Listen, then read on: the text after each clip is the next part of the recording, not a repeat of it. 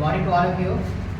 आज हम सभी चैप्टर 6.1 गणित पढ़ने जा रहे हैं क्लास 9 का। और 6.1 में जो पढ़ेंगे उस चैप्टर का नाम क्या है? रेखाएं और कोण, लाइन्स एंड एंगल। ये रेखा और एंगल क्या होता है, और इसमें इस चैप्टर में मुख्य बिंदु है, उस बिंदु बारे में जानेंगे। उसके बाद जो है इसके अंदर सवाल है उसको हम लोग क्या करेंगे, हल करेंगे। तो देखिए बाबू हम क्या कि सबसे पहले रेखा और कोण के अंतर्गत जो कुछ बिंदु दिया हुआ है, इसमें पहला बिंदु हमारा क्या है, समकोण है। क्या है? समकोण। और समकोण किसे कहते हैं? तो समकोण क्या होता है? जो कोण 90 डिग्री वाला होते हैं, जिस कोण की माप क्या हो जाए, 90 डिग्री आ जाए, या जिसका कोण का माप कितना हो, 90 डिग्री हो, उस कोण को क्या बोलते हैं हम लोग? समकोण बोलते हैं। लेकिन सेकंड कोण क्या होता है हमारा? न्यून कोण। न्यून कोण क्या होता है? जो 90 डिग्री से छोटा होता है। 90 डिग्री से क्या होता है? छोटा, यानी 90 डिग्री से छोटा होगा, यानी 90 डिग्री से क्या होगा? छोटा होगा, उसे क्या बोलेंगे हम लोग? न्यून कोण बोलेंगे। ठीक है। और उसके बाद मेरा तीसरा पॉइंट क्या है? अधिक कोण है। क्या है? अधिक कोण। अधिक कोण किसे कहते हैं? जो 90 डिग्री से अधिक होता है और 180 से क्या होता है, कम होता है ना। यानी जो 90 से अधिक होगा, 90 से अधिक होगा और 180 से क्या होगा, कम होगा, 90 डिग्री अधिक होगा, यानी less than 90 degree and more than 90 degree and less than 180 degree, यानी 90 से अधिक और 180 से कम, इसको बोलेंगे हम लोग बोलेंगे अधिक कोण बोलेंगे। अब नेक्स्ट पॉइंट मेरा क्या है? ऋजु कोण बोलते हैं। तो ऋजु कोण किसे बोलते हैं?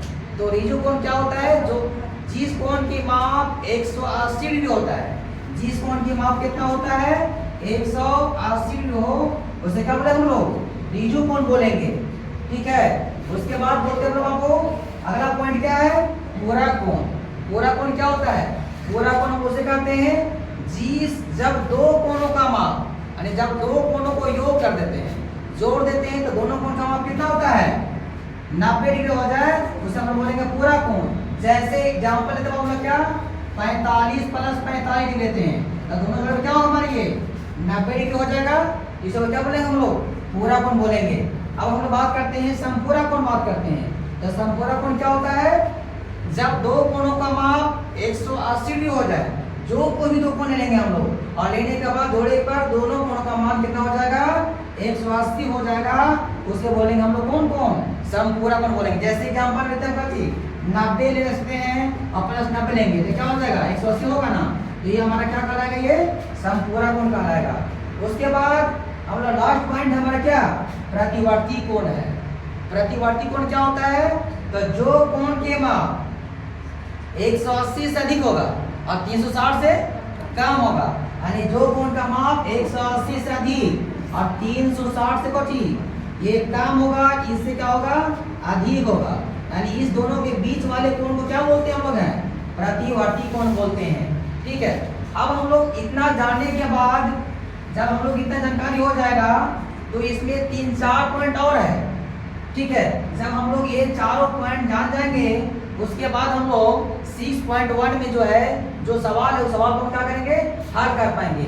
अगर ये सब जानकारी हमको पास नहीं रहता है, तो हम लोग 6.1 सवाल को नहीं बना पाएंगे। तो बात करते हैं एकांतर कोण क्या होता है सर? एकांतर कोण, तो क्या करते हैं एकांतर कोण? जब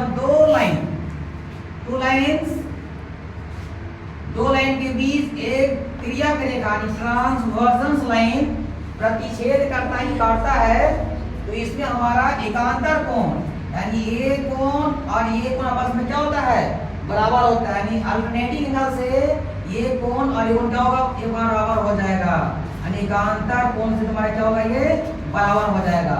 ठीक है। नेक्स्ट पॉइंट बात करते हैं बाबू शीर्षाभिमुख कोण से। तो शीर्षाभिमुख क्या होता है?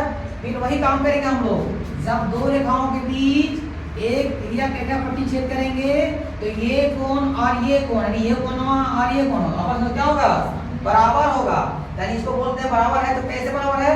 अगर मान ले इसका मान 50 डिग्री हो जाएगा, इसका मान कितना हो जाएगा, 50 डिग्री, इसको बोलते हैं कौन सा कोण? हम लोग बोलेंगे इसको हम लोग शीर्षाभिमुख कोण के नाम से शीर्षाभिमुख कोण के नाम से जानते हैं। ठीक है, अगर अगला पॉइंट मेरा है, तीसरा पॉइंट में है संघात कोण है। तीसरा पॉइंट मेरा संघात कोण। ये संघात कोण क्या होता है कि जब क्या करेंगे, जब दो रेखाओं के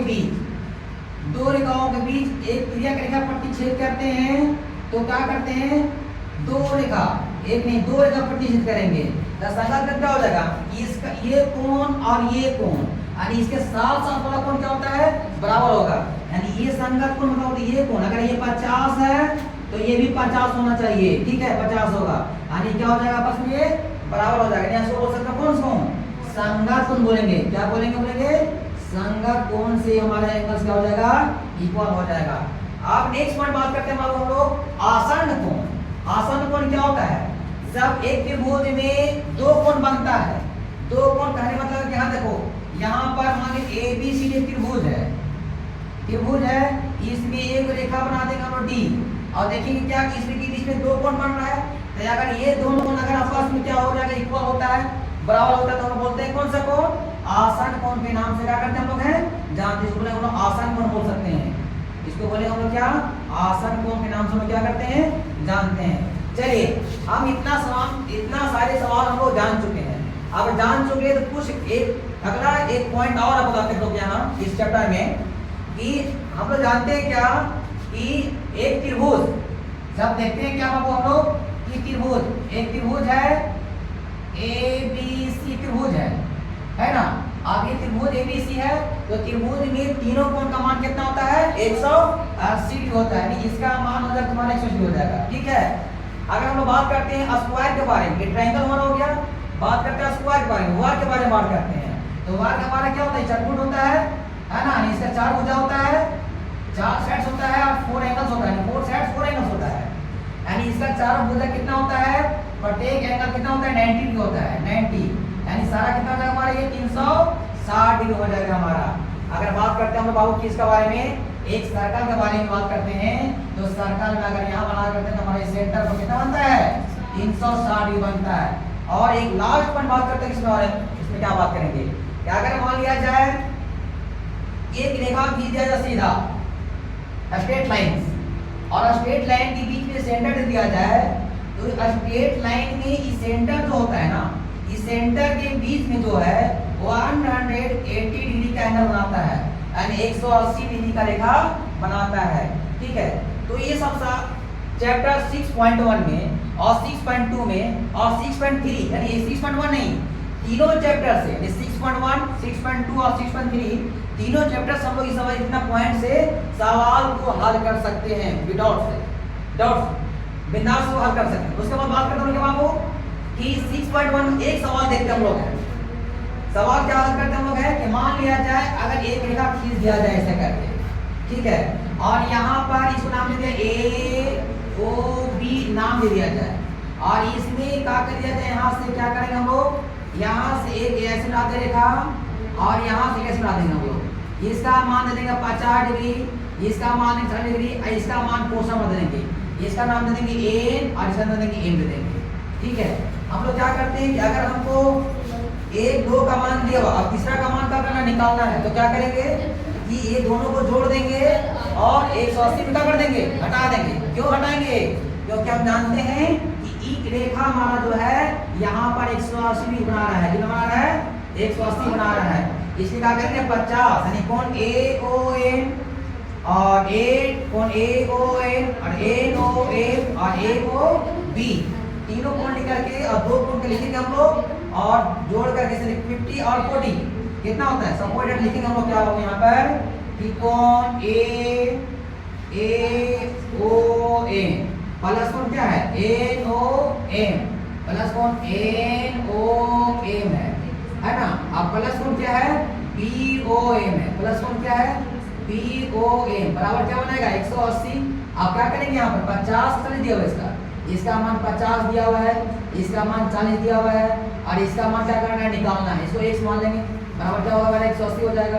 अब 50 प्लस 40 कितना होता है 90 और प्लस x बराबर क्या होगा 180 हो जाएगा। जब x का मान निकालेंगे तो 180 क्या हमारा ये, तो 80 में से 90 चल जाएगा, कितना बचेगा हमारा 90 बचेगा।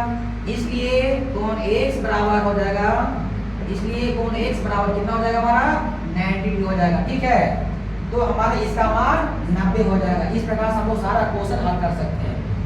ठीक है, अब हम लोग नेक्स्ट वीडियो मिलेंगे। धन्यवाद, थैंक यू।